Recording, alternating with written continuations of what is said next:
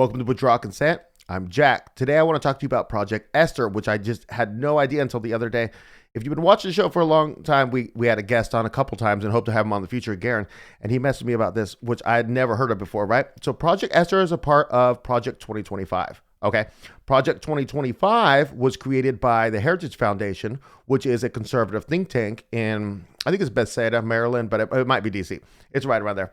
Anyways, and they created this document. It's just a policy document, right? It's like, here's what we would like to see from, or maybe the people, not them. It's what they would like to see from a Republican administration. Okay. So this is not Trump's Agenda 47. This is just an advisory document. So I'm not trying to say that this is Trump's plan, right? But to know what's in it is fascinating, okay? Because, I mean, I'll fast forward to the end and just give you a hint of what's in it, right? At the end, the group called Jewish Voice for Peace is going to be labeled an HSO, which is a Hamas Support Organization. I mean, it's absolutely insane just because they're anti-genocide, right? Well, they're also anti-Zionist, but we're going to cover that later. Anyways, so I want to go into this document. Just this first summary that I'm going to read you is so insane, right? And I was going to do this whether Trump won or not. He did win, and so this episode's more relevant. But even if he had lost, I was going to do it anyways because it's interesting to see what could have been. Anyways, so here's the summary of it, okay? America's virulently anti-Israel, anti-Zionist, and anti-American pro-Palestinian movement is part of a global Hamas support network, HSN, that is trying to compel the United States government to abandon its longstanding support for Israel. Supported by activists and funders dedicated to the destruction of capitalism and democracy, the Hamas Support Network benefits from the support and training of America's overseas enemies and seeks to achieve its goals by taking advantage of our open society, corrupting our education system, leveraging the American media, co-opting the federal government, and relying on the American Jewish community's complacency. The National Task Force to Combat Anti-Semitism intends to enlist all willing and able partners in a coordinated effort to combat the scourge of anti-Semitism in the United States. Okay, so that's the summary of what this Esther thing is, right? Now, if you don't recall the story in the Bible, I'm just going to give you a brief recap of it, okay? So you had the king of Persia, and he had a guy who was a Jew, Mordecai, right? And he wouldn't bow down to the king. And so basically, there's this passage where they come to the king and they say, his own people, and they come to him and say, hey, there's this people who live among us and they're not like us. They're not loyal to us. They do bad things. Have we heard that story before? Right? And so the king says, eliminate them, So he sends his guy, he like throws lots to see when he's going to kill him, and then he's going to kill him in the future, right? And so Mordecai learns about this plot, and he goes to Esther, who is, I forget. I haven't read the story in a long time. It's his like daughter or something. I don't know. She's the niece or something. And she's like the concubine or something like that. And he says, you got to go to the king. And the problem is when you go to the king, if he doesn't want to see you, then you get executed. If he does want to see you, but she's very lovely, So she decides to get dressed up, trust God, and go to the king. Goes to the king and says, hey, they're plotting to kill my people and this and that. So the king then reverses his decision and gives Mordecai the power to go kill Haman, I think his name was, and all of his people, And they celebrate this every year. The Jews do Purim, right? And so basically the theme of the story is that there were these anti-Semites, right, who wanted to get rid of all Persian Jews, wanted to I don't know if they were going to, I think they were going to kill them, But there's people like that in every country they go to, and for some reason they just want to get rid of the Jews, And so if we just had an Esther to come in and eliminate all the people who want to hurt, but the reason why, oh my gosh, I'm just going to link you to an episode below about the 109 expulsions. I did it last week. The reason why the countries want to expose the people is because of their actions, the terrible usury and stuff like that they're doing. It's not just that they happen to be anti-Semitic, which is the lie, So that's why it's named that, right? And so I'm just going to read you some stupid stuff about that. Well, let's talk about some stupid stuff in that previous one I read you the summary, right? America's virulently anti-Israel, anti-Zionist, and anti-American, right? Because if you're anti-Israel, or if you're just anti-Zionist, which is not anti-Israel, it's anti-Zionism, that's anti-American in their view, right? The idea that there's a global Hamas support network, and HSN, is so freaking stupid. It's insane. The whole world sat and let them genocide the people of Palestine, right? And you can find a couple videos of people saying like death to America in America, like free speech, whatever. But the majority of the people who go to these protests and stuff, they're anti-genocide, right? They're also pro-Palestinian, right? And if you said what percentage of them is pro-Hamas, right? I'm sorry, it's got to be an incredibly small number, Anyways, so and then at the end, it's like to combat the scourge of anti-Semitism, right? The anti-Semitism that arose from this whole situation is because of the genocide, Okay, anyways, so now we're going to go to the introduction, right? Anti-Semitism in the United States of America is alive and spreading. Hamas's October 7, 2023 terrorist attack on Israel laid bare existing anti-Semitism across the world, including the United States. The virulently anti-Israel, anti-Zionist, and anti-American groups compromising the so-called pro-Palestinian movement inside the United States are exclusively pro-Palestine and more so pro-Hamas. They are part of a highly organized global Hamas support network and therefore effectively a terrorist support network. Everything in that I just read is wrong, right? Anti-Semitism is alive and spreading. Hamas's October 7th attack on Israel laid bare existing anti-Semitism. I'm sorry. October 7th did nothing for anti-Semitism. It did nothing. If anything, it made people who are already anti-Semitic be like, oh man, that's not right. Especially if they believe the burnt babies and all the stupid stories that they made up, and they hadn't heard about the mass Hannibal event and all that, like you would become less anti-Semitic from the October 7th attack. It's just a lie what they're saying. What made people more anti-Semitic was watching them genocide and being in a country that's giving them the bombs. Like politicians signing bombs, right? That are going to go kill children in the Where's Daddy program, It's insane. So it was the genocide increased the anti-Semitism. Here we have the anti-American thing again. That's nonsense. Part of a highly organized global Hamas support network. False, false, false. And therefore effectively a terrorist support network. So they relate pro-Palestinian to pro-Hamas. And if you're pro-Hamas, therefore you're a terrorist support network. So anybody who disagrees with us and is pro-Palestinian is part of a terrorist support network. You see where they're going with this? This is the most insane document I've ever seen in my life. That people, this is something you say in a back room and then you just kind of hide, right? So here's the current situation in the world. You ready for this? It's not going to be anything close to reality. The Hamas Support Network's strategic purpose inside the United States is to generate internal political pressure to compel the United States government to change its long-standing policy of support for Israel. Within the United States, the Hamas Support Network receives the indispensable support of a vast network of activists and funders with a much more ambitious, insidious goal: the destruction of capitalism and democracy. As their ends align, the Hamas Support Network and its nihilist supporters indoctrinate the gullible into supporting Hamas and hating Israel to create the street mayhem that serves their ends. This network is nominally American, but benefits from the support and training of America's overseas enemies. Oh my gosh, I read it in like a comic book voice because it's so freaking stupid. It's amazing. I just can't believe this. So in general, I would say that the only reason that normies want us to end support with Israel is because of the genocide, right? And the majority of normies, Christian Zionists, right, support Israel with the genocide. And then you've got the dissenting group who says, no, don't help them with the genocide, right? And where's the movement to completely cut ties with Israel, right? So you might find that on this channel, but that's for different reasons.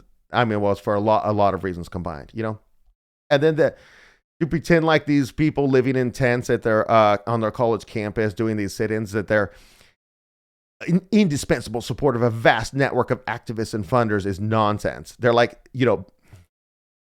they're not living well, we'll say, and that they have benefits from the support and training of America's overseas enemies. That's nonsense. Now, if you made that argument about Hamas, then it's factually accurate because Hamas is funded by Iran, which you could call an American overseas enemy. So you could say that with Hamas and Hezbollah, but do you think Iran is sending money to college campus protesters? Is that the claim? And if so, there could be something illegal there because of sanctions and stuff like that, but that's nobody's even claiming that, right? Okay, here they're talking about risk, right? And I think this is funny because there's a tiny bit of truth put in here, right? There is risk both in doing nothing and in doing something. If left alone, the Hamas Support Network and its affiliated Hamas Support Organizations could become irrelevant or discredit themselves, although current trends and geopolitical conditions do not support this conclusion. At the same time, if Project Esther succeeds, it could reinforce a blood libel narrative, lending credence to a Hamas Support Network blame the Jews mantra and expanded anti-Semitism. It is therefore incumbent upon us to integrate measures to mitigate the negative consequences that could result from success. Okay, so what you've got here is them admitting that if you were to go and just round up all these campus protesters and say, no, you don't have any constitutional rights, you know what I'm saying? You're a terrorist organization, and just start throwing them in prison, that people would dislike the Jews more, right? I do not see how that could not be a thing, because people, we have the same feelings, you and I, watching. In the comments, you put them in there and you're like, these disgusting campus protesters because they're a bunch of commies and hippies and this and that, right? Our values are extremely opposite, but at the same time, I make the argument that we should just be anti-genocide. Like I just don't think it's a tough argument. So our goals align in having their tax money, my tax money, and your tax money not go to support genocide. I think it's an important thing, but it's interesting here that they see that Jewish complete control of our country and Jewish control of our policies, if this policy were affected, right, would cause a backlash of anti-Semitism, which I don't know. Christian Zionists would be happy seeing campus protesters rounded up who are protesting genocide. They would be happy to see them imprisoned for terrorism. My gosh. Okay. Now, this is where we get into the Jewish Voice for Peace part. This is insane, right?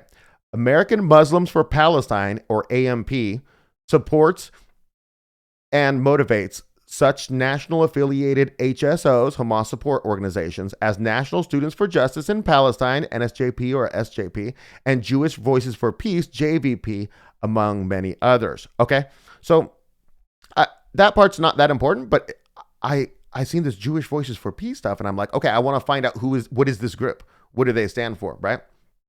So if you go to Wikipedia, here's what their summary for Jewish Voices for Peace, right?